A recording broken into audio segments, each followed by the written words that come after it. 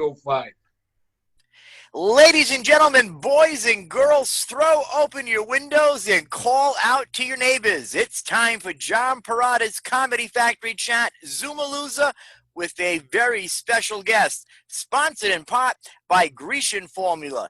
And now, your host, who doesn't use it at all, John Perrotta.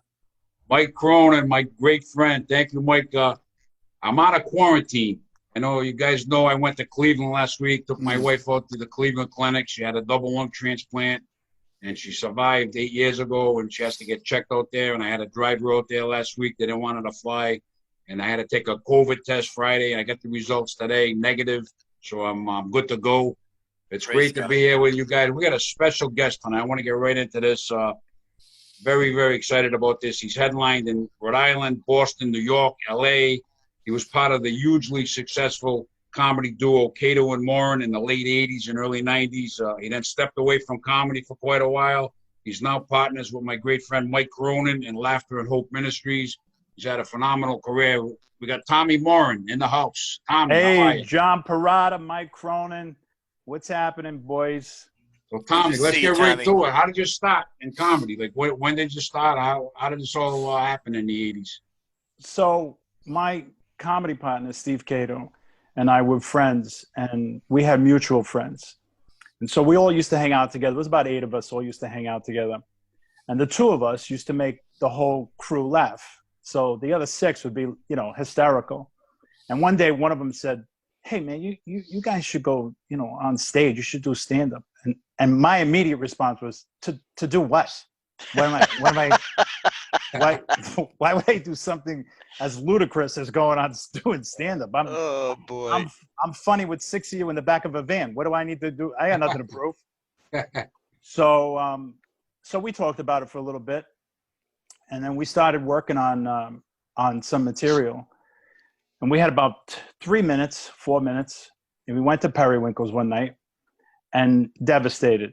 It was ridiculous. I mean, they gave us a standing ovation, and the high was so crazy, the emotional, that feeling, and the rush was so overwhelming. We looked at each other and went, maybe they'll let us do it again tomorrow. so we're legitimately, we're looking like, oh, we'll just go tomorrow night, no big deal. And we wound up getting invited back the following week. Of course, Charlie Hall was the captain and commander of that ship. And so all week we worked on another 5 minutes, and we came up with another 5 minutes, and same response. People went to their feet. The following, he invited us again. Now he invited us. We didn't even ask. The following week was the same thing. Another 5 minutes. The following week was another fresh 5 minutes. So as an open mic, within 4 weeks, we had 15 solid 20 minutes because we kept working on it every single week. Wow. So one day, Frank O'Donnell comes up to us and says, you guys can do the same material every week. We're like, you can? What? I wouldn't, why would I pay to see that every week? Well, it's like watching the end of a movie. You're going to go see it again? That doesn't make any sense. And then about 6 months into it, we continued to do the open mic. 6 months into it, we wound up, there was this talent search, a national talent search with Evening at the Improv, along with Johnny Walker, and it was across the country. And they were in Boston, and we had this bright idea. Let's go give it a shot. What do we got to lose? We wound up going. Out of 106 comedians, we came in 3rd that night. That's phenomenal. And the crazy part was that afternoon, it was that afternoon, because it started at 9 o'clock in the morning. So you remember the Knicks and the parking lot across the street. Oh, yeah. So we are literally wrapped around, I think at the time that was Suffolk Law School or Suffolk University. And the line of comedians wrapped around the building at 9 o'clock in the morning, like on a Monday. And we wound up doing our set, and we came in, like I said, we were picked top 6. Well, when we were done doing our set, you had to wait like 2 or 3 hours before you heard back. he looks at me and he says, "Let's go shine our shoes." And I go, "What are we gonna shine our shoes for?" He goes, "Cause we're gonna be in that lineup tonight." Wow. And I said, "Oh, okay." So we went to the local shoe shine guy, got our shoe shined, and sure enough, we wound up being in the top 6 that night, and then wound up coming in the top 3. And the rest is kind of history. We wound up going from open micers. We were big prop guys back then, and we wound up. We had a lot of energy. We did a lot of parodies, commercials, television, movies, and it was a very hard act to follow if you were a single guy, single act. And at the time, I don't know if you remember Zito and Bean. They wound up. I know Chris Zito. Yeah, Chris Zito. Chris Zito was in a team called Zito and Bean, and they wound up kind of finishing up their run maybe a year or two before we came onto the scene. So when we did come onto the scene, and there were no other comedy teams, other than actually there was one other.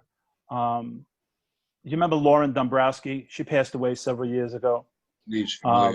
Yeah, Lauren Dombrowski. She was out of Boston, and she had a gal that they worked together, Cindy Freeman. So they were Freeman and Dombrowski, or Dombrowski and Freeman. I don't remember exactly, but they were the only other two team.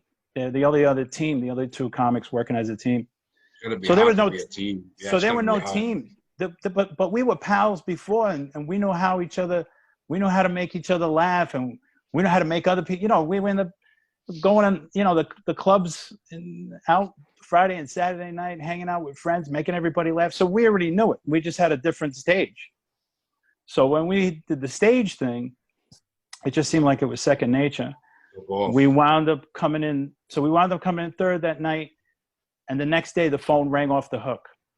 But we're open micers, and nobody wants to follow this act. So now we're bumped up from open micers to middling within a matter of only a handful of months from the day I stepped onto the stage. And then within a matter of months after that, so in less than maybe 7 or 8 months, we were headlining, forced to headline if we wanted to work. So we were making it up as we were going along. You had to have 45 minutes. We were like, 45 minutes? What? How is that? That's not going to work. 45 minutes. What are we supposed to do? What are we supposed to do for the other 25? Oh, man. So, you know, we're going to sit there and take food order. What are you going to have, lady? The pizza's delicious. You're going to love it. It's fantastic. You're up, Caito. What do you got for the people? And so we legitimately were working our act out morning, noon, and night. Like every single morning, noon, and night. We would go over. I mean, I had a day job. He had a business. And then it just, so when the time came where we wound up being this, you know, New England's comedy team, it was probably a little over a year and a half. And then I headlined for the next 2.5 years. Wow. Yeah, it was crazy. And the ride was fast. It was fast. We wound up headlining every single club in Boston, including Catch a Rising Star. And if you know anything about the history of Catch a Rising Star, they were very picky about who they allowed into their inner circle. Yeah. And so we were even allowed to go into Catch a Rising Star. So we headlined Catch, we headlined Stitches, we headlined Nick's, we headlined the Comedy Connection, we headlined Kowloon, we headlined Giggles, we headlined everywhere within a matter of literally a matter of a year, a little over a year and a half. That's amazing to me, Tom, because like I get into comedy, with me, some clubs will, and Mike, like some clubs will use you, some don't. Yeah. For you the guys to come on the scene and then burst into every club. Yeah, it was fast and furious. That's an amazing story to me because it was a rocket. What I've been through, you know, that's unbelievable. John, I remember. Oh, excuse me. Go ahead, Tommy. No. Go ahead. John, I remember seeing Stephen and Tommy, Caito Morin at Periwinkle's, and I don't think the roof has landed yet. I remember this one bit they did. Tommy came out in a full-blown poncho. not like a Halloween costume poncho. Like he flew to Mexico to buy it. He's got the big sombrero on. Steven's dressed up in a character too. It was like they went through dressing at Universal Studios to get these costumes, and the bit was absolutely hilarious. The accent, they were just a force to be reckoned with.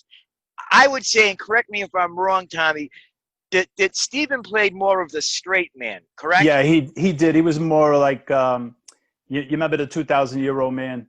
Yes. Yeah. Well, Carl Reiner played the interviewer, and that was a lot of what Steven did. He we were playing volleyball together. He set me up, and I would spike the ball. But without his setup, I wasn't doing a whole lot. So I can't. You had the material that got the laughs, and I can remember just the looks that Steven would give the audience, like looking up over his glasses and stuff like that. It was hilarious. It was so funny. Well, he had one eye that actually went in a different direction. Right, I remember that. So when he would be interviewing me, he would then look at the audience, and that third wall that everybody talks about was we usually tore it down within the first 2 minutes of the act. Right. Yes. And so we would incorporate the audience instantaneously. They were never watching it. They were like part of it.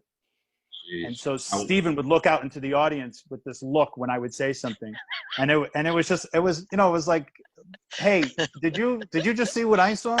Yes, exactly. He did that to perfection. Oh, he did it flawlessly. So you guys were killing it. You guys were killing it right out of the chute. Right, legitimately, Johnny, right out of the chute. And that rocket took off and went about 100 miles an hour with no seatbelt. And it started, I mean, there was a point where it got crazy because, and I don't want to get into that, but, there's another flip side of stand-up, and it's a lot of the stuff that you don't hear about, but some of the not so glorious part of stand-up. And when you're a kid like myself, at the time I was in my mid-20s, and nobody's saying no to you, you could have whatever you want in a small town like Boston. When they did the same thing in New York City, I mean, it's like you think you're invincible, and then you start taking everything for granted. And then you got people like that are making sure you don't jump off the Tobin Bridge. But when I tell you nobody said no, and that means everything you could ask for, want in this tiny little microscopic little fishbowl of Boston. And then the same thing happened when we went to New York. Nobody said no. I'll never forget. We went to the first time we went to New York. We did improv, and we did a Sunday night at the Improv, which was open mic. And Sunday night at the Improv, if you didn't get there before 4 p.m., you chances are you weren't going to get on, and the line would wrap around the building twice. And so we actually, I don't know if you're probably familiar with the name Barry Katz. So. Oh yeah. Yeah, so Barry really was kind of like an eagle's wing over Caito Morin. He got us so much work. He got us into NACA. He really was like, he was waiting, and he's brilliant. He's a brilliant guy. Last time we talked was about 3 years ago. We never once, texting back and forth, never once talked about comedy. We talked about baseball. His son was playing baseball. My son was playing baseball. So all we did was talk about baseball. He would send me a video of his kid. I would send a video of my kid. And but at that time, he was really like waiting. What's going to happen? Are they going to stay together? Are they going to fall apart? But the contract was always waiting. It was always like, whenever you're ready, let me know. And we weren't. We were waiting for bigger fish. But Barry was fantastic to us. He took care of us over and over and over again, as if he was our manager. He never got a penny out of it. Never got a dime. Never got a dime. Wow. So he sets up this audition at the Improv. And we go in, we do our thing. We don't have to wait in line. All these other comics are looking at us like, who the heck are these guys? And why is one so much taller than the other? Yeah. And because Steve is only like probably, I mean, if he was 5 feet tall, maybe 5'1". And I used to wear cowboy boots, so he looked a lot shorter. And my hair was a lot taller, John. I looked like the Hispanic version of Kid and Play. I mean, it was big. I had big hair. And so he looked tiny. So we had this look, you know, I had the motorcycle jacket and he had the blazer. And there was this whole thing. He kind of had this Richard Dreyfuss thing going on. I looked like the Hispanic version of Elvis. And so we had this visual that was very engaging just looking at us. The height, the look, the age, the whole thing. He's only a few years older. So we wound up doing the improv that night. And they went ballistic. Even the comedians. Everybody went to their feet. And Bud Friedman's ex, who was running the improv at the time, ran over this cute little old lady who was just baking cookies, grabbed me, hugged me, kissed all over me, grabbed Steve and kissed all over him. Where have you been? Whenever you're in New York, you need to be here. And that was our introduction to New York City. Wow. Yeah. Jeez. And where else did you perform in New York, Tommy? Stand Up New York, Carolyn's at the Seaport, Boston Comedy Club. Oh, the best was the Village Gate before they closed. I mean, you know, it was an iconic theater, the Village Gate. Everybody was there from Woody Allen to Richard Pryor to all the musical acts. And they had two stages at the Village Gate. They had the front stage and the backstage. And I believe the backstage was the main stage. So our big second introduction to New York City is we're going to be going to the Village Gate and we're going to be working the Boston Comedy Club, Barry's Club, on Bleecker Street. And what you do is you go from one club to the next club and you do like 8 shows in one night. They pay you like they pay you like $50 a show. Yeah. But if you're working 8 shows, you're making a little bit of change. And if you're working Friday and Saturday night, you could leave with you leave with a couple bucks. So we start off with the 8 o'clock show at the Village Gate, then run over, literally 2 blocks over, run to your next show, which is the first show at the Boston Comedy Club. And then you run back and you headline the next show. You go back and forth all night long. So you're done. You start at 8 and you legitimately finish working, not just hanging around, by like 1:30, 2 o'clock in the morning. So we did that Friday night. John, it was the biggest bomb you ever saw in your life. We had never bombed. And we crashed and burned like a jetliner. It was awful. What happened? What happened that night? It was nothing but crickets. Nothing. They're staring at us like we're an amoeba. They're going, is this a petri dish? Is something else going to happen? Why are they here? Why are they wasting our time? So we thought we were going to do it up big, right? First night in New York. We stayed at the Grand Marquis that night. So we got our tails between our legs. We go back to the Grand Marquis, wake up the next morning. I look at Steve and I go, what any plans on what we're going to do tonight? Because whatever that was last night, not going to work. So between the two of us, we need to come up with a different, we legitimately came up with a brand new act in the hotel room that day. Brand new, never performed before, didn't know if it was going to work. Jeez. We took it to the Village Gate. That was our first show, and destroyed like crazy. Like it was a whole nother 2 guys. And then we went back and forth all night long, and it was a whole nother universe. And I'll never forget the manager at the time, I forget what his name was, called up Barry and said, what happened? Like, how did that happen in one night? They died a miserable death on Friday, and they were king of the universe on Saturday. Wow. And then that was the beginning of New York. Then we were back and forth to New York all the time. Then we did Caroline's, destroyed a Caroline's, Stand Up New York, back and forth to the Village Gate, back and forth to the Boston Comedy Club. And then we wound up getting our own show this is like in 2 years.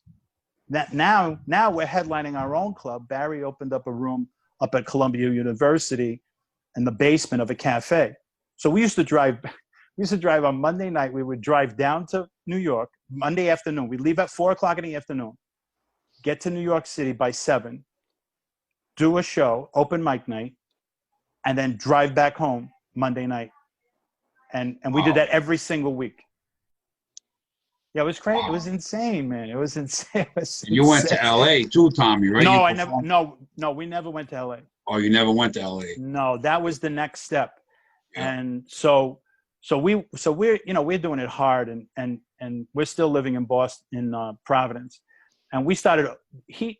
We wanted as much stage time as possible. So Steve was an incredible businessman, incredible, shrewd. He knew exactly what he was doing every step of the way. And me, I'm just, I'm like 5-6 years younger than him. I'm like, oh, okay, where do we go next? I just want to go party. I don't want the party to end. Yeah. And so he did a lot of negotiation. You remember, what was the name of that? I don't remember. I was talking to Mike the other day. Mike, what was the name of that restaurant across from the airport I told you about the other day? It was the airport lounge. It's still there today. John, you've had shows in there. The one that's right next to the old. Oh, it used to be Rosie's Lounge. It was Rosie's Lounge. Rosie's Lounge. It was All Stars. Shananaz, I think. So you could see the planes landing. Yes. From the window. So that was the stage. So picture you're on stage, and you're doing your thing, and the next thing you know, bright lights because the planes are landing. We didn't care. We were just getting stage time. So this guy that owned the joint was a Greek. And one Sunday, this is like out of Goodfellas. One Sunday, we're getting ready. We used to do a show on Sunday nights. So one Sunday, this guy said, we're getting ready to do the show, putting the stage up. And he goes, there are my clowns. There are the clowns. Look at the clowns. There they are. And Steven lost his he just snapped. He was like Joe Pesci. And, I don't know if you noticed, but I don't do that no more. I mean, he snapped. So he turns and looks at the guy. He goes, what did you call me? And I go, Steve, relax. It's not a big deal. He goes, no. I want to know what you called me.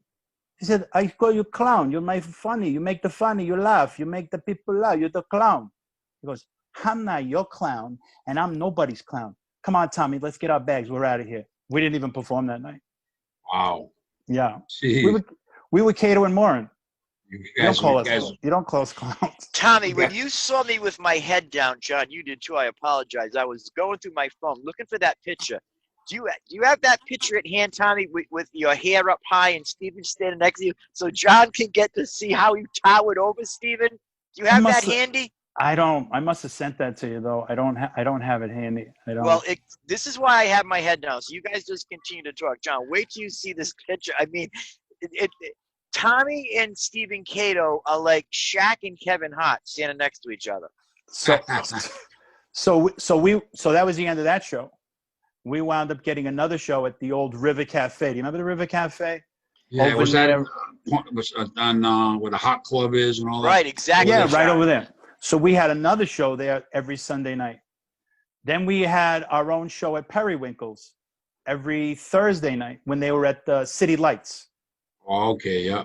And then eventually we had our own show at the Comedy Connection, which became the Comedy Club at the Charles Playhouse in Boston. And that all happened in 2.5 years. You guys were amazing. That was crazy. Kind of blows my mind because like I've been in the comedy thing 29 years. I mean, I've had my ups and downs. I know. But out of the chute it was crazy. It was crazy. All those clubs in New York and Boston and Rhode Island and be the kings, man. You guys. It was insane. Blows my mind. So then I'm telling you, John, when you saw them, and I did see them at Periwinkle's, that buzz that was in the room when they hit the stage, you felt it. You felt like an electrical charge going through you. And when Tommy's saying destroyed, I mean, they weren't Muhammad Ali. They were Cassius Clay knocking out Sonny Liston. It wasn't even fair. People were shooting ice cubes out of their nose if they were taking a drink. That's how hard they were laughing. It was just incredible. I wish I saw you guys back then. I wish I saw you, man. I mean, like I said, there's another side to it, and the other side is the excess. And Yeah. that's where I lived most of the time. You know, that was my life most of the time. Yeah, that's what happened to me too. I was on that other side, Tommy, and I came back over to the right side, but it took me a while. But I You know, I know where you're coming from. yeah, man. So it was, you know, the experience itself was so amazing that I never would have thought it would be the foundation of what I even do today. I never thought that legitimately a 3.5 year run would be so much of everything that my life is today. And it was so funny when we you know, and we were doing stuff in New York, and we. Yeah, I could see the picture he's holding up. You see the picture? You were way taller than Tommy, him. Steven comes up to the bottom of his shoulder. Yeah. Shaq and Kevin Hart. That's crazy, Tommy. So when we were getting ready, so now we were subletting. So we left Providence and Periwinkle's behind, and then we were up in Boston, and we moved to Boston. And then shortly after that, we were subletting a place in New York City as well. And a dear friend at the time, and every once in a while we'll touch base. Eddie Brill was living next door to us, and we were subletting. I don't know if you know Jay Moore. We were subletting his place, and we were all dear friends, hanging out all the time. I'll never forget one time. So here's where where we flip the script. Here's where the change starts kind of coming at me, and I'm not knowing. So one night we're in Boston, and I'm getting ready to do the Wilbur Theater and Duck Soup. You remember Duck Soup in the basement of the Wang Center of the Wilbur Theater? And I'm sitting on the sidewalk, and it's the combat zone. I mean, it's the height of the combat zone where like the insanity is right in front of you. And I see this guy across the street. He's in a white beat up Cadillac convertible. It's summertime. And the inside is red interior leather. Wow. And he is preaching with a microphone. You need Jesus Christ as your Lord and your Savior. And I'm sitting there like this, like, this guy's hysterical. Oh my gosh. I never saw anything so funny in my whole life. This is a riot. And I'm like this. I'm like, keep talking, buddy. Keep talking. This is hysterical. I'm going to do this in my act. This is so funny. And I'm going to lift this guy's life and put it on stage. This is great. So he's just going on, and he's preaching his brains out. And along comes Eddie Brill, and he goes, Tommy, what are you doing? I go, dude, come here, sit down. So he sits down, and I go, watch this guy. This guy's hysterical. He needs to go on the road. You know what? Maybe, and I got all these visions of grandeur in my head. I go, you know what? We get him on the road. He's our opening act. People will be this is perfect. We'll all sit in the Cadillac. Caito will drive. I'll be in the back with this guy. We'll be doing the blowhorns together. And Eddie's going, there's something wrong with you. There is something serious wrong with you. He goes, come on, dude, you got 5 minutes. You're going to be going on stage. So I go in, and that's the end of that. So fast forward, I'm at a Christmas party in New York City, and we're gigging there for the week, and I forget what club we were doing. And this is right about the time where we're about to sign on the dotted line for everything. Like, everybody's being contacted about us in the industry behind the magic curtains, all the people that are the movers and the shakers, and they're knowing about us, and people are starting to talk. Okay, who are they going to sign with? Who are they going to go? Who's going to what TV, what movie, what this, what that? Unbelievable, Tommy. All that's happening within 3 years. Within 3 years. I mean, some of that stuff happened to a few guys. Of course, you remember Johnny Panette. We were dear friends with Johnny Panette.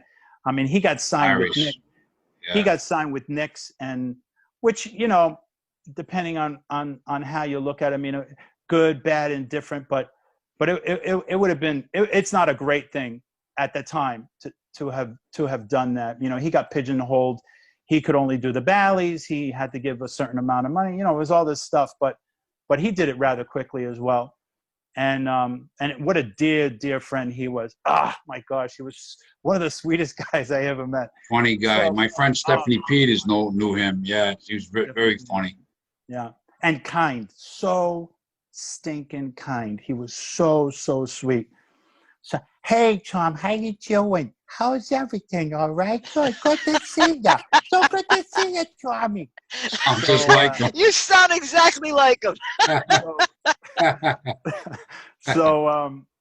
So we're at this Christmas party in New York, and it's complete, you know, it's one of those, like, everybody's doing everything, and yet we're going to get toys for the tots, you know.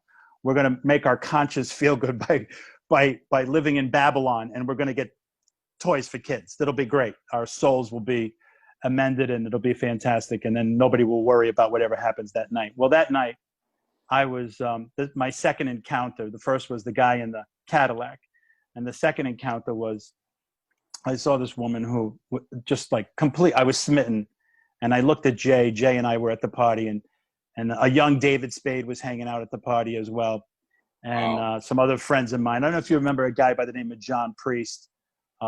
He was absolutely he was one of the guys, like, one to watch several years ago, and he also had a wonderful come to Jesus moment where he gave his life over to the Lord, and everything changed for him as well. He's just one of my dearest friends, and so we're all there hanging out, and I see this girl, and at the time, you know, comics, we don't like. I mean, I know for me anyway, I would never have approached a woman unless I had already done stage time, because that's your calling card. Oh, you're so funny. Oh, I am? Wow. I'm so glad you think that way. This is going to be easier than I thought it was. So, you know, but without that, I was like deathly afraid. And so Jay introduces me to this gal, and we go out on this balcony, and we're 22 stories up Times Square. We're in this apartment that has 2 balconies, 2 floors. It's some lawyer's apartment, and there's a room full of models and a room full of comedians. What could go wrong? What could possibly go wrong? And so we're out on the balcony, and I look at this gal, and I say, so you don't want to be you're not going to be a model your whole life. What are you gonna do? And she's got this beautiful Southern accent, and she says, well, I want to be a gospel singer. And I'm like, what the heck is a gospel singer? And she says, you know, I want to sing in church. I'm like, why? Why would you want to do that? I don't understand why. That doesn't make any sense to me. And in my mind, I'm seeing this beautiful model in the back of a crowd somewhere with a robe on singing Gregorian chants. I'm going, oh yeah, it's a heck of a career move. You're going to go from Greece, traveling the world, to Porta. That doesn't make any sense to me at all. So she says, no, I want to be a contemporary Christian artist.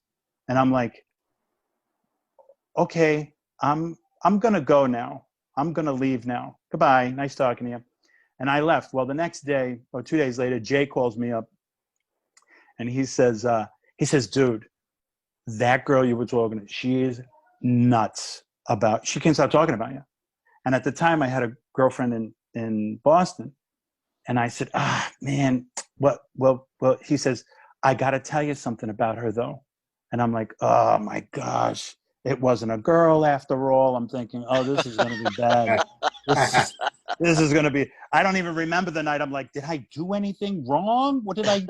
So he says, no, I have to tell you something about her. She's actually a born again Christian. And I'm like, what is a born again Christian? And he knew less than me. And he says to me, I think she's Amish.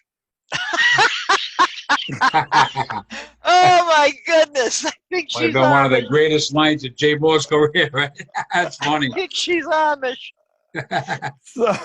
So you know, God was pursuing me, and I didn't even know it. And then about in January of that year, so about a month later, I completely gave up all the vices. Life was becoming very, very painful and difficult. I wound up getting invited to a little church service a couple months later, March 15th, 1992. I wound up getting invited to this little church service in the middle of absolutely nowhere in Massachusetts. There's 15 people in the room, in a room that held 125 seats. And I'm there with my biker jacket on, My hair's up to here. It's 10 o'clock in the morning. I mean, I'm usually getting in at 10 o'clock in the morning. And I'll never forget, she said to me, this gal that I knew, she says, so I want to go to church. And I'm like, to do? She said, I just feel like I have to get back to church. And I'm like, for? And she's like, just because my life is so, I'm like, what is the matter with your life? I'm like one of the biggest names in Boston and New York. I don't do all the things that I used to do anymore.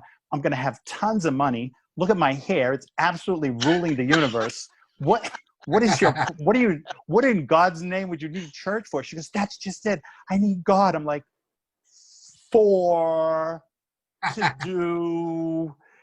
And so that Sunday I went with her, and there's 15 people in the place, literally 15. And me and her are the 14, 15. So there's 13 people in us.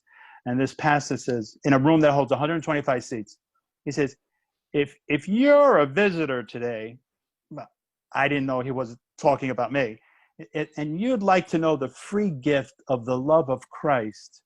As soon as he said free, Johnny, I went, that is a good price point. That is a perfect price point. Actually, that works for me. That price works for me. He said, all you have to do is ask him into your heart. Come forward, and we'd like to pray for you. I get up.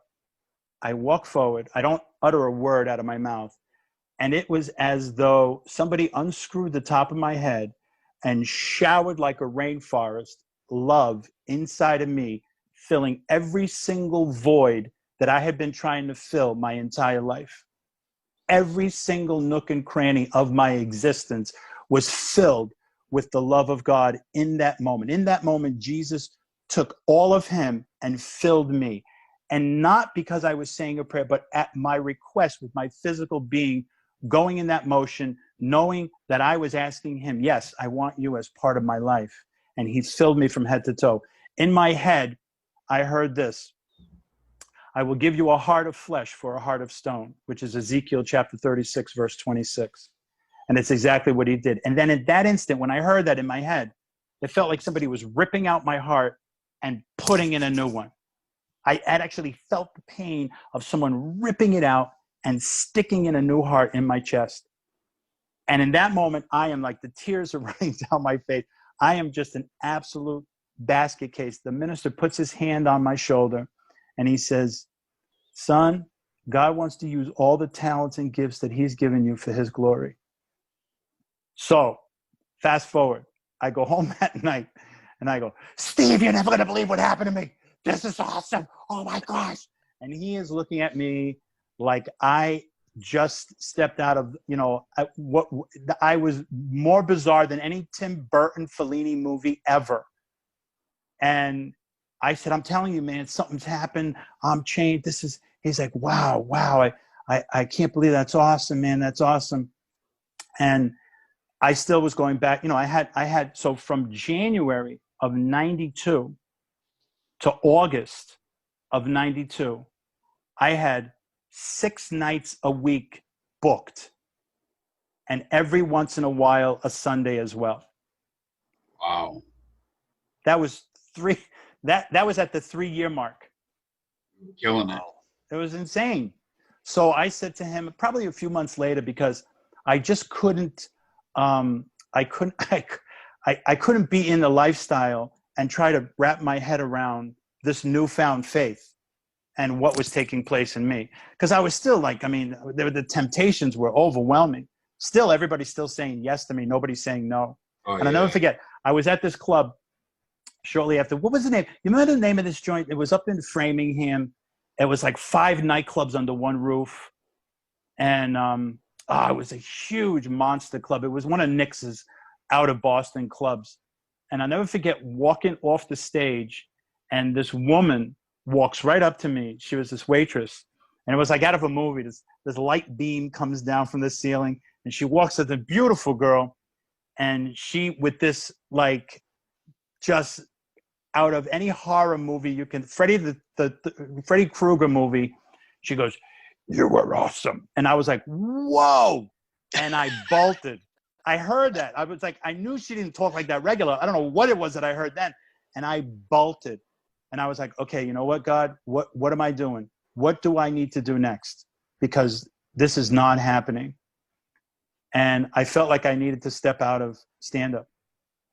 So I told Steven, we told all of our bookers, we told Barry, who I found out later was like, I was waiting for this. I didn't know when it was gonna happen, but I knew it would eventually. You know how Barry talks, right? So, so we worked together for another 6 months. I ran into Barry shortly after that. I actually wound up getting my first day job as a bellman at the Lenox Hotel. I was dying. 7 o'clock. They wanted me to be there at 7 o'clock in the morning. I was like, 7 o'clock in the morning? Are you even? You're open at that hour? What? Why would you do that to people? That's horrible. So I wound up getting a job as a bellman, which was right down the street from where I was living in Boston. I was living not too far from Fenway. I was living off of Hemingway Street, right near the Berkeley School of Music. So you walked away from Caito Morin at that point. You walked away and said, I don't want to do it anymore. At that point, I was done. And, you know, so from January to August, everybody heard, you know, the rumors were out. You know, Morin found religion. I remember it. Morin got Jesus, you know. Yep. Morin's a little crazy now. And I had all these young comics that would still come up to me. Hey, so what do I do when I go up and the audience is heckling me? How do I? And I would be like, dude, I don't know what you do. I know Jesus though, and you need Jesus. And I would like you to have Jesus the same way I do. Well, is it going to get me? Am I going to get headlining work from it? No, I don't know if you're going to be headlining, but I know your heart will be better for it. So it just amazes me. I know you found Jesus, and you walked away from where you said the industry wanted you. Right. I mean, you guys are red hot. So that's like to walk away and you found Jesus. That's a heck of a story. It was really in itself. That's an amazing story to. Well, you know, I never thought too, like when that happened, I never thought I would ever pick the microphone up again. I thought I was giving it up. I thought I was giving up everything. And about 3 or 4 months after Caito and Morin broke up, I wound up getting a phone call. Somebody said, hey, I heard you have quite an interesting story. You were a comedian. And I said, yeah. She goes, would you like to be our guest speaker at the Framingham State Women's Correctional Facility? And I said, what do you want me to talk about? Well, just talk about your story, your life, and Jesus and how he came into your life and changed your life. I'm like, sure, I could do that. So I'm at the Framingham State. This is my first speaking gig after Caito and Morin. I'm at the Framingham State Women's Correctional Facility, which looked like Fallujah on a bad day. I mean, the building was falling apart. Everybody was mixed in there together. They had bad check writers with murderers. I mean, the whole population was just all mixed. They didn't have any separate units. It was just the building, everything was falling apart. It was just like out of a really bad prison movie. So I had actually been there a year and a half before that with Caito and Morin doing stand-up with you remember Janine DeTullio? Yeah, I met her years ago when I started. I met her. She was a writer too. She was a writer as well. So it's Janine DeTullio, Caito and Morin, and Vinny Favorito. I worked the open mic at Stitches. Vinny ran it back in the day. So now, fast forward a year and a half later, it's just me and 200 women with no microphone, no sound system, no electrical stuff because they wouldn't allow that. 6 security guards, the size of Dwayne Johnson, surrounding the place, all with mirrored sunglasses. It's nighttime. They're all wearing mirrored sunglasses. Go figure. and me, and I'm preaching. I'm telling my story. They're laughing, and 6 times they went to their feet, stomping on the ground, stomping. These are women. Stomping their feet on the ground, echoing inside this place where we were doing the speaking. And I mean, I thought it was going to be like Attica. I'm like, we need to get ready because there's going to be a riot. At the end of that show, or that speaking engagement, this woman came up to me. She was about this tall, about the size of Caito, with these beautiful, gorgeous, long white dreads. I mean, just this tiny little one with this little voice, like just like this. Hi, sweetheart. You know what they call me? They call me Big Mama. I'm like, oh wow. Why do they call you Big Mama? You're like 4'11". She goes, you better watch it. You better watch it. You don't want to mess with me. I said, what are you in for? She goes, I'm in here for double murder. I killed a man twice. I'm just kidding. And I went, oh, okay. Why are you in here? She goes, she actually was in for double murder. Her husband and her husband's brother were physically abusing her so bad that when she finally escaped their grip, and I mean grip, like physical grip, she killed them both. And she called the police. She sat there, and she wound up doing life. She wound up doing double life. Wow. She looks at me. She holds my hand, Johnny and Mike, and she goes, I think I told you this story, Mike. And she holds my hand and she goes, baby, whatever you do, don't ever stop doing what you just did tonight. Wow. And I haven't looked back. Praise God.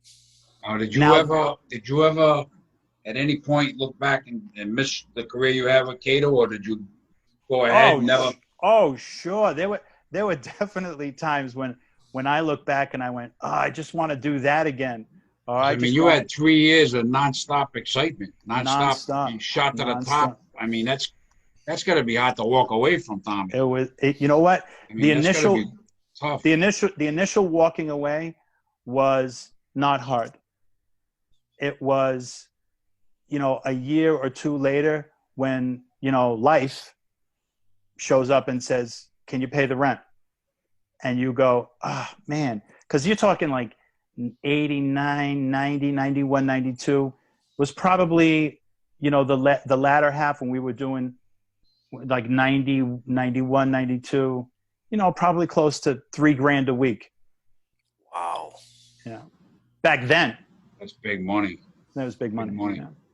Wow. So, I'm a bellman now at the Lenox Hotel in 1992. And I'm like, I got my dollars going 1, 2, 3, 4. I can buy a sandwich at Subway. This is awesome. 5, 6. But Tommy, Tommy, excuse me. Tell John and our viewers the story being a bellman when Bill Clinton came in. Oh, that was so many years later. Oh, wow. I was a bellman for a long time.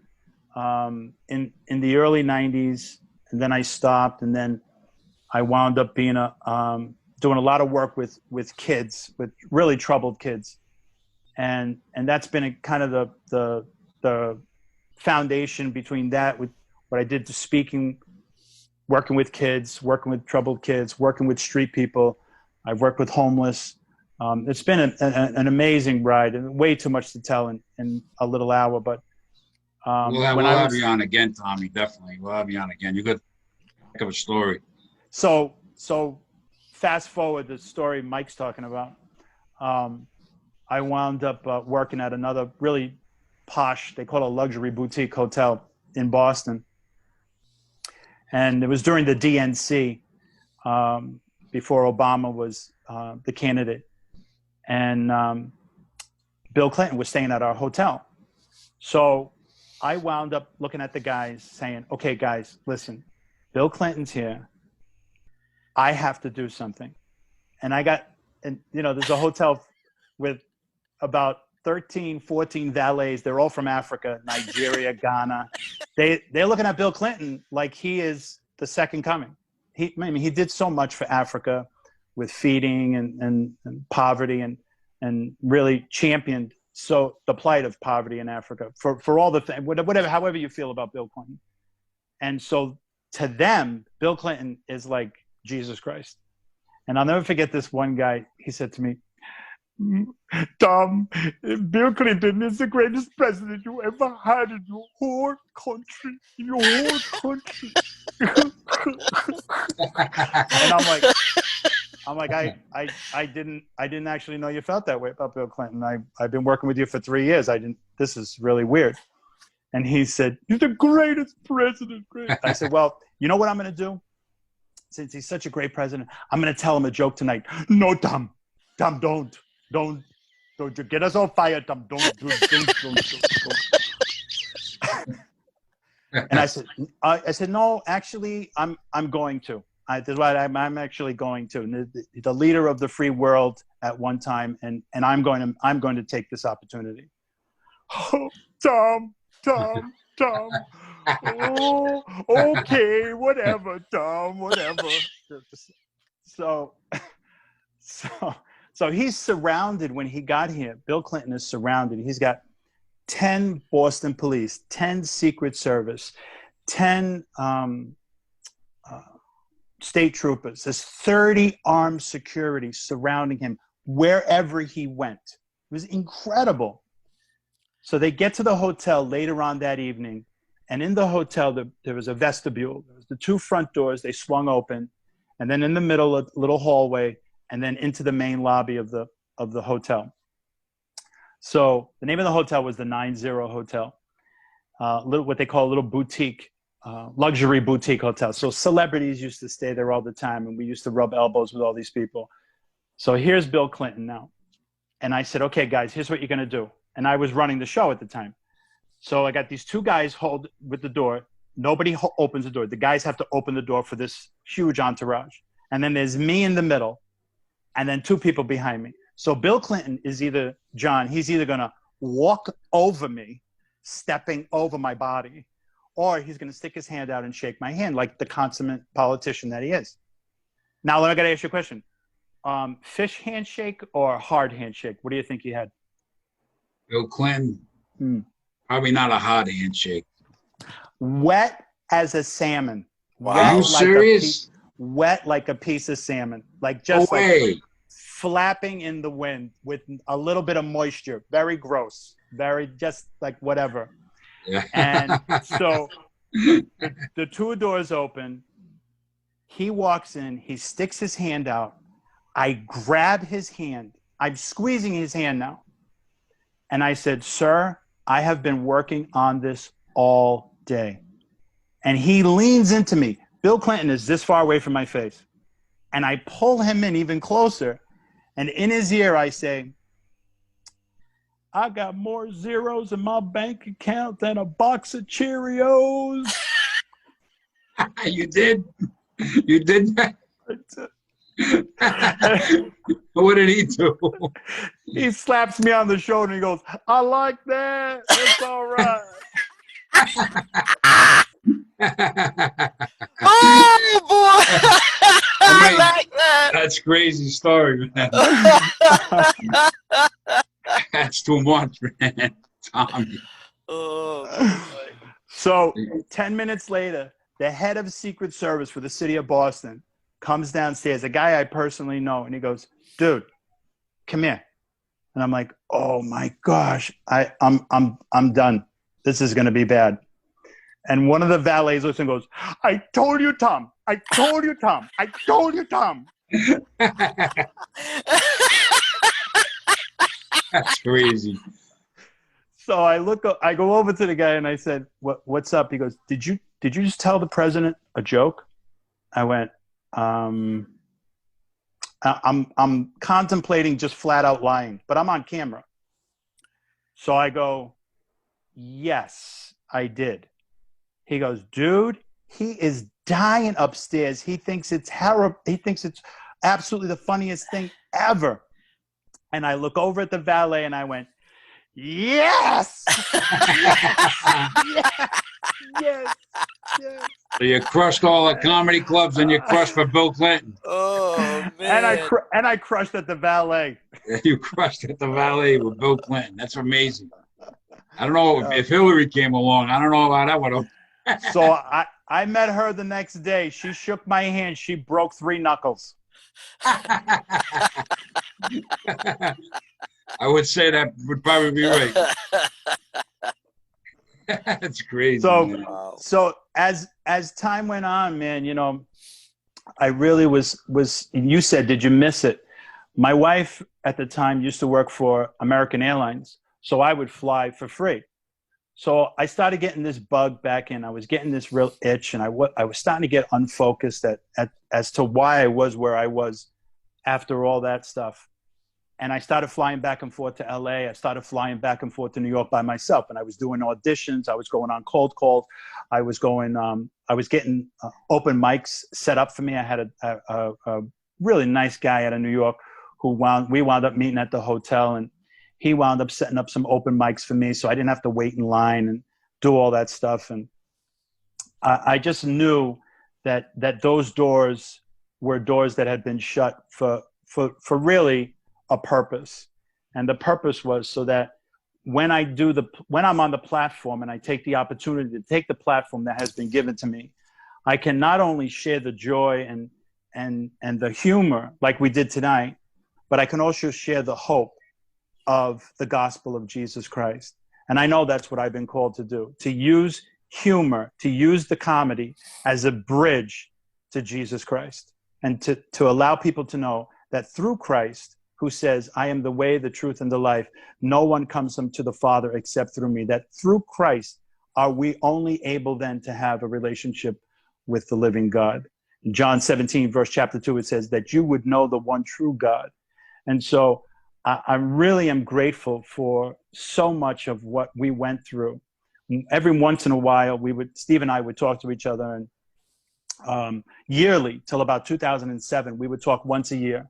And he would call me, he was out in Vegas, and he would call me and say, hey man, I just need you to pray for me. And I would.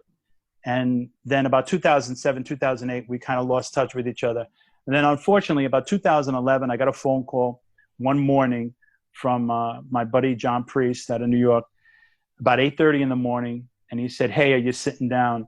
And I said, what's up? And he said, Caito passed away last night. And I said, oh my gosh, how? And how he died was really tragic. He had a seizure. He was actually in his bathtub, and they didn't find him for like another 24 hours or something like that. He was on the second floor of an apartment. The water was coming through. Somebody went inside, and there he was. But he was so talented. He was so creative. He was really, really one of the greatest blessings, many blessings, I shouldn't say the greatest, but many blessings in my life. And we had an amazing, amazing ride together. And, you know, it was something, yeah, there was, you know, the things that I regret, but I probably wouldn't have changed much. And I don't regret the time that we spent together, because like I said, it's allowed me, even this platform, to be here with you and so many others, to be able to share my story, and then to be able to share the truth of what has filled my life and what has changed. And I have seen the gospel itself and Christ change people's lives dramatically, like from A to B, and not 360, but 180, just an incredible change that only the power of God could do through a human being. It's amazing. That's amazing. You got an amazing story, Tommy. So how did you get back into comedy, and how did you wind up hooking up with Mike for your yeah, so this is it really was incredible. So then I started working with young people after I did the Framingham State Women's Correctional Facility, and certain people got a hold, they got a window. You used to be a comic. So now I get invited to do some stand-up and tell my story at different youth meetings. So now I start traveling through Boston. I start traveling through the suburbs, and I'm going to different youth groups, and I'm telling my story, but I'm using the stand-up as the bridge to get there, as the vehicle to get there. And as that continued to progress, different venues started opening up. And I'll never forget this one. I was at this church. It was 200 people. And I started sharing. I started getting real personal. And we had great laughs that night. A lot of funny stuff, funny moments. And you know, it's funny. So for us, for comics who are out there, and probably anybody who's a public speaker, who's out there speaking and sharing, you know, it takes time to get your voice, that expression, finding your voice. You know, for Caito and Morin, that didn't exist. But when I was by myself, it took me time to really find my voice and find, okay, what exactly am I going to give my audience, and what exactly it will be the final result? What will be the end product? Is it just a bunch of laughs? See you later. Good night. Thanks, Detroit. I'll see you next week. Don't forget to tip your bartenders and waitresses. They're working hard for you all night. All right, Kiwanis Club, you've been fantastic. We'll see you next time. Or is it going to be something else? Will there be something that will be lasting, something that will be really eternal? So I'm doing this show, and I stop in the middle of it, and I start talking about, for a long time, I suffered with depression. And I start talking about depression. And I start talking about all different aspects of the depression. And you can hear a pin drop. And and before that, the room was being ripped into shreds like a paper shredder. And I legitimately assaulted my own show. And I just put everything on hold. And I went, I'm just going to see what this is like, for the kicks. And you can hear a pin drop as I'm telling my personal story of suffering with depression and the things that I went through. And then I look at the audience. I'm like, you guys with me? It's 200 people. Nothing. And I just picked myself up. I went back into a mode. I got them laughing again. This woman came up to me afterwards and she said, I just want you to know I'm a psychotherapist and your story is compelling. And I think the fact that the audience was quiet was because you had them so engaged in this part of your life that the empathy was with you. 2 seconds later, this other woman comes up to me and she says, my brother has been on suicide watch for 1.5 years. And tonight, you just let him laugh for the first time in 1.5 years. And she starts crying. And she says, I don't know how to actually thank you. Wow. So from there, I spent about 2 or 3 weeks in thought and what was next on the line for me. And I came up with this show called The Manic Hispanic. And so I am Hispanic and Italian. And I thought, you know what? This is going to be a perfect opportunity for me to share my story. I wind up doing a 2-hour, nonstop, no intermission, one-man show. And in the process was a ton of characters that really depicted my life. The local newspaper did a huge write-up on me.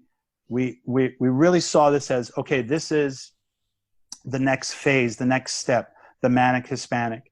And so I used the Manic Hispanic as my next billing, as my next hook. And I'll never forget this agency called up the people that was helping me put this show together.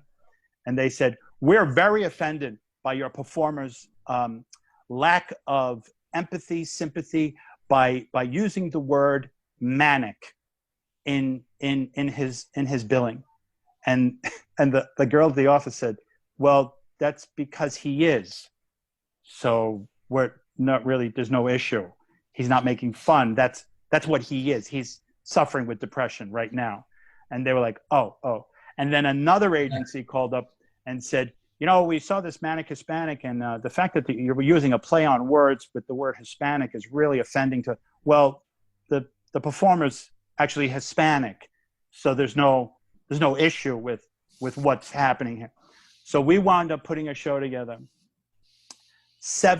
Nearly, not completely, but nearly 700 people show up for this show. Wow. It was absolutely phenomenal.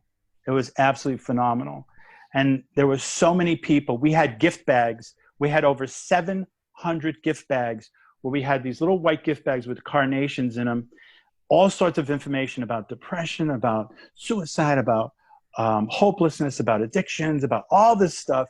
And then a small Bible and the Gospel of John. 350 gift bags were taken that night. And it was an opportunity for people to see, okay, here's somebody who is allowing their lives to be so transparent and using stand-up as a vehicle to actually help others who are in a place that seemingly they are in prison. And that's what I felt like, okay, this is where we're going with this. So I carried that name for a few more events. I don't use the Manic Hispanic thing anymore, but the message now and finding my voice is there. And so I tell my personal story, and I get into some really heavy detail stuff. My kids are probably going to be watching this, so I'll tell you privately. And but it's been an amazing opportunity to be able to share so much and be very, very frank with people and open, and to allow people to say, okay, you know what? I actually can, something good can happen to me. I can be, and whether or not they receive the Lord or they don't, they will walk away from a Laughter and Hope event with knowing there is hope. Like this poor woman who just passed away. She didn't pass away, but she committed suicide. The daughter of one of the owners of the New York Giants. I mean, how do you have so much and then say there's no hope? Kate Spade, the designer, did, who several years ago wound up taking her life. I have a dear friend of mine actually in Rhode Island. She knew her intimately, and she another one, no hope. And the people out there that are really hopeless, that can find hope at a Laughter and Hope event. Yeah. And so in one way, shape, form, or another. So, I battled depression on and off. My father did, so I can very much relate to different issues. I've had my issues, Tommy, and we all have. Yeah, we have. One of the funniest moments for me was when I first got my first prescription of Prozac, which today is like, it's like chewing a Tic Tac. I mean, there's so many things out there that have morphed into making Prozac look like an aspirin. But I'll never forget how embarrassed I was to actually have to take some type of medication to help me. And I can remember walking up to the counter at the pharmacist, and I went, I said, hi, I was just wondering, like if you could just quietly call me when my prescription's ready, because I'll be like over there. If you could just call me, I'll come over. So not even giving it a second thought, the guy behind the window is like, sure, no problem. Yep. So I'm over maybe 10 feet away. Next thing you know, I hear, Morin, Prozac. And I'm like, okay, thank you. Thank you so much. I appreciate it. Thank you. I'll be right. I'm coming right now. Not good. Yeah, no, not good. Not good. No bueno. Not good at all. Bueno. No es bueno. No bueno. So you're Hispanic and Italian? I am. Wow. Yeah. That's cool. So you eat meatballs off hubcaps? I don't know. I don't want to get into that stuff. It just hit me in the head. Okay, so I'm just gonna tell you, if you're gonna be upset at this video and you're watching it, he's the guy you want to write to, not me. He's the guy. His last name is spelled P-E-R-R-O-T. You're Italian and Hispanic. P-E-R-R-O-T-T. Okay. I'm gonna have people picking it outside my house tomorrow. Hispanic lives matter. So it's meatballs in a taco shell is what I do. That's meatballs in a taco. That's even. I gotta try that sometime. That sounds very nice. Oh, you really do that, Tom? No, are you all right? No, I don't know. Everybody's got crazy stuff they do. No, you know what? I do want to tell you what my favorite pizza. I have 3 top favorite pizzas, and one of them is in Rhode Island. Are you ready? Am I getting a drum roll? Yep. Fellini's over on Wickenden Street. Excellent. Oh, I went there many nights, late at night after shows. Me too. I couldn't believe. Oh yeah, man. Stuff was phenomenal. They got phenomenal pizza. When my wife and I drive through Rhode Island, my dad lives in Rhode Island. We always stop at Fellini's. Absolutely, always stop at Fellini's. My other favorite is there's a pizza joint in the right in Tribeca. I have a friend of mine. She owns a place in Tribeca.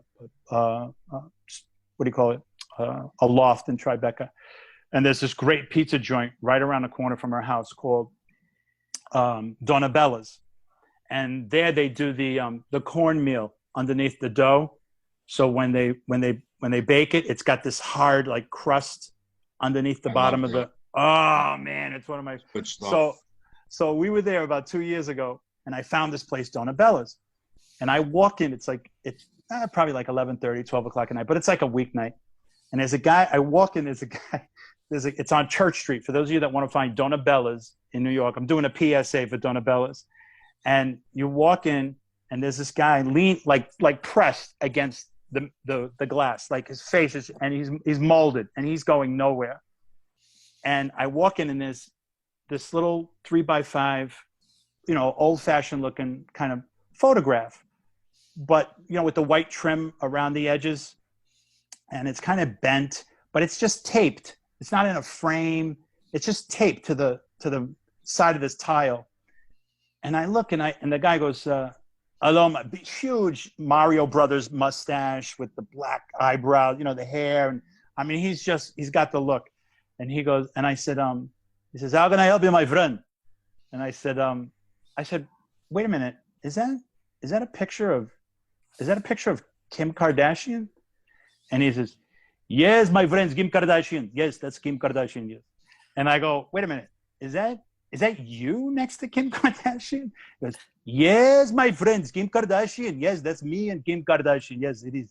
I'm like, no, it's taped. You don't even have it in a frame. He goes, are you calling me liar? Are you calling me liar? I want to know if you're calling me liar. I go, no, I'm not calling you a liar. I'm just like I thought maybe you put it in a frame. Wait, she's person. Who's she? She's a person. You a person? You want to have a picture of yourself? I put it up on the wall too with a piece of tape. I don't care. What's the matter to me? You want the pizza? You want the pizza. You want the pizza now? You want the pizza. I'm like, yeah, but I just can't believe that's Kim Kardashian. I couldn't let it go. This guy starts going off on me. Next thing you know, the guy who was like completely in a coma, pressed against the window, looks and goes, are you going to order pizza or what? It's Kim Kardashian. Let it go. I'm like, only in New York, man. Crazy, oh man. We've gone an hour and 10. We got to be wrapping this up. Oh my gosh, I'm sorry, dude. Too much fun. We had a ball. We're gonna have you back on, Tommy. Before we go, though, tell me about what you and Mike started, how you guys hooked up, and get into a little bit of that. You're gonna mention that before we go, Sure, man. So Mike and I, we met several years ago. How many years ago, Mike? Over 30. Yeah, why don't you give the intro and I'll jump in. I met Tommy. I was standing in the foyer at Valleys of North Providence. Now, strangely enough, oddly enough, I was good friends with Steve Caito at one time. As I told the story, John, on other Zoom shows, I got my stop by answering an ad that Steve Caito had placed in the Providence Journal for stand-up. He owned a reconditioning shop for cars. Steven knew that I painted cars, and we just hit it off. We were good friends. So I have a conversation with Tommy in the foyer at Bally's. The only time I ever spoke to him. But I knew who he was because I was starting out doing stand-up. They were this monster train going down Amtrak at a gazillion miles an hour. You knew who they were. And brief conversation. Fast forward to 3 years ago. 3 years ago, yeah. 3 years ago, we're doing a Funny for Fun show at Sacred Exchange Fellowship. Now, Mike Murray, God bless him, good friend of mine, lets us fly under the banner of Funny for Funds for nothing. Doesn't charge us. Brings in his lights, the whole bit. And when we do Funny for Funds, yeah, he always lets me book the acts. So it was Nick Albanese, Rhonda Corey, Mary Ellen DiPetrillo headlined it and closed it, and myself. Now, that was a Friday, let's say like on a Monday, Mary Ellen and I are talking, recapping this show. It was a lot of fun, this, that. She brings up Caito Morin. I'm like, hey, I know those guys. I remember them. So I give her the whole backstory. Like the next day, my phone goes off with a 617 number. I have like 832 contacts in here by name. I never take a call that's not let me know who they are. I pick it up and my life changed. I was blessed. It was Tommy Morin. We have become the absolute best of friends. I love this man with all my heart. One of the greatest blessings of my life. So from that moment, I look at him and I say, because when Mary Ellen tells me, hey, this guy knows you. And I said, oh, and what about him? And she says, well, he knows the Lord. He's a Christian, and he knows you, and he's a comedian from way back in the day. I'm like, give me his number. So I'm like, I'm gonna call him. She's like, you're gonna, you know, Mary Ellen and I have been friends for 30. I went to high school with Mary Ellen. You're kidding. Wow. We graduated together. Oh my God. So I knew her as soon as I started doing Caito and Morin. So I've known her for 32, 33 years now. I lived in her attic of her parents' house. Wow. Really? Yeah, while Caito and Morin was getting off the ground, there was a time where I lived in her attic. Yeah. It's in Cranston. That's where I'm from. Right. So Mary Ellen goes, You're gonna call this guy. You don't even know him. You don't know him. Why would you call him? I'm like, because I have to call him. Oh, you're crazy. All right, fine. I don't care. I'll give you the number. Whatever. So I call and I said, dude, what's up? This, that, and the other. We start talking. About a year goes by. We start really sensing that, you know, there's something to this relationship, and there's a bigger purpose than just two guys connecting on a lot of levels. And that's sort of where then we started talking about what are we going to do with the gifts and talents that God has given us? Because, you know, Mike, and from personal experience, I mean, he's so gifted, he's so talented. He's got so many things to offer. And I said, if you're able to book all that stuff from before with your other booking company, you can do this now for Jesus, and this could be something incredible. And so time went on. We came up with the idea of Laughter and Hope, and I always say, you know, I don't want a good idea. I've had plenty of good ideas. I want a God idea. And so this God idea came up with Laughter and Hope, and we did our first event last September 2019. The next event after that was at the Children's Juvenile Facility, the John Slater School. The next event after that was the Plymouth House of Correction. And then the following day, so now we're in December of 2019, and the following day, I find out we're scheduled to have 3 meetings with 3 other prisons who were blown away from what they heard at Plymouth House of Correction. And it was incredible, because you talk about social distancing. So here's a room at Plymouth House of Correction, probably 2, maybe 2.5 basketball size area, basketball courts. That's how big this cell block is, with 70 guys sporadically sitting around you. They're not even together. There's like one here, there's one over here, there's one over here. Staff and security. And we wound up doing an hour and a half for them, and they went ballistic. They absolutely couldn't have been any more grateful. I had guys from other walks of faith coming up to me going, I don't believe the way you believe, but I can't believe what you just shared. Thank you. And being so grateful. And so able to share, you know, a personal testimony, what God has done, where we've come from, and where we're going. And the following week was 2 or 3 weeks after that were the holidays. In January, I have another 3 prisons that want to do Laughter and Hope. Getting ready, the machine is rolling. We got 6 prisons that want us to come in, almost all at the same time. And then March comes around, and everything gets put on hold. The pandemic. Right. Yeah, we're all in that. I know. 29 years. I built up my business, and it went Yeah. on the tubes right now. Right now, everybody, most people. Well, listen, tough time for comedy right now.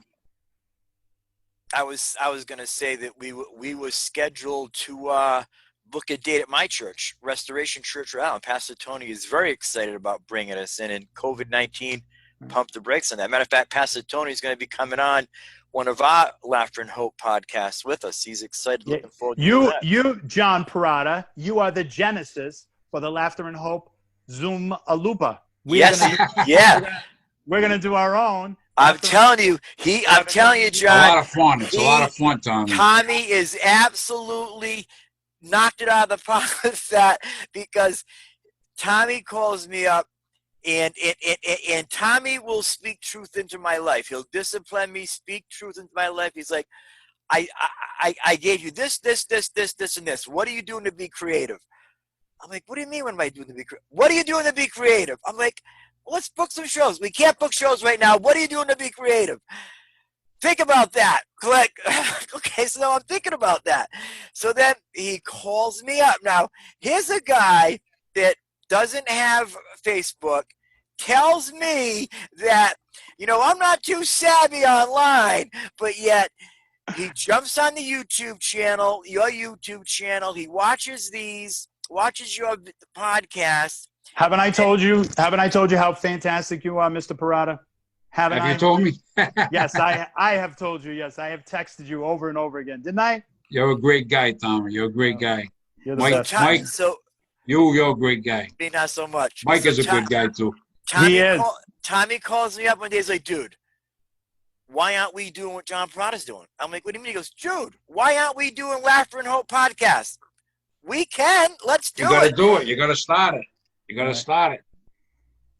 Well, we gotta wrap up, guys. Yeah, We're let's wrap it up. An hour and 20 minutes. Wow. All I right. could We're go. gonna, I if we could go keep another going, it's hour gonna and be 20 like minutes. Gone with the Wind. I mean, I love this. This show has been phenomenal. I listening to Tommy. I could listen to you for 3 days, Tommy. You got Oh a man. incredible story. How you guys shot out of right out of like a rocket, and the career you guys had.